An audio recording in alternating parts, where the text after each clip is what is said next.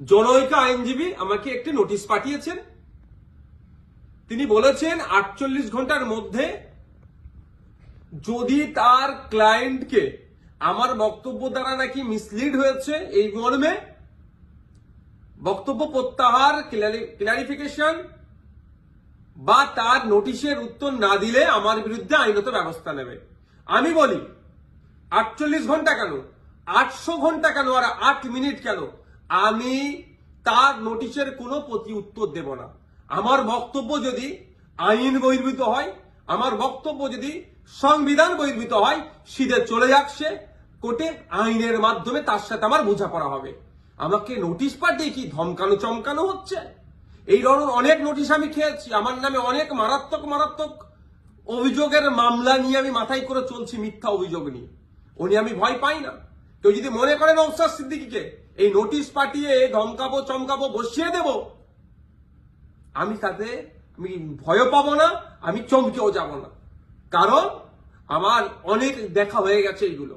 কারণ আমি বলে যাই, আর কাকতলীয় ভাবে বলছি না, এটা বাস্তবিক হয়েছে। 2019 সালে কেন্দ্রের সরকার নিয়ে এসেছিল এক বিভাজনের বিল, সিএ। যখন আমার বড় ভাইজান পিরজাদা আব্বাস সিদ্দিকীর নেতৃত্বে সারা বাংলায় যখন বিজেপির বিরুদ্ধে আন্দোলন আমরা সংগঠিত করেছিলাম, ওই সময় গভীর রাত্রে আমাদের বাড়িতে পুলিশের দ্বারা হামলা চালানো হয়েছিল।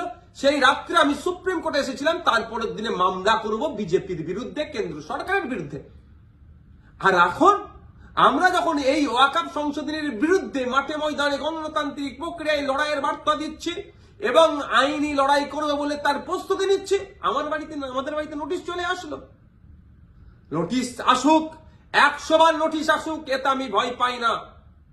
কিন্তু এটুকু আমি বাংলার মানুষকে জানিয়ে রাখতে চাই যে যারা প্রতিনিয়ত মুসলিমদের বিরুদ্ধে কথা বলছে, মাদ্রাসা নিয়ে কথা বলছে, মসজিদ নিয়ে কথা বলছে, কোরআন শরীফ নিয়ে কথা বলছে, তাদের বিরুদ্ধে নোটিশ যাচ্ছে না কেন, তাদের বিরুদ্ধে আইনত ব্যবস্থা গ্রহণ করছে না কেন? এরা তৃণমূলের মুসলিম বিধায়কদেরকে বিধানসভা থেকে চাংতলা করে রাস্তায় ফেলে দেবো বললেও তাদের বিরুদ্ধে আইনত ব্যবস্থা গ্রহণ করছে না, নোটিশ পাঠাচ্ছে না। আর নওশাদ সিদ্দিকীর কাছে নোটিশ পাঠিয়ে দিচ্ছে।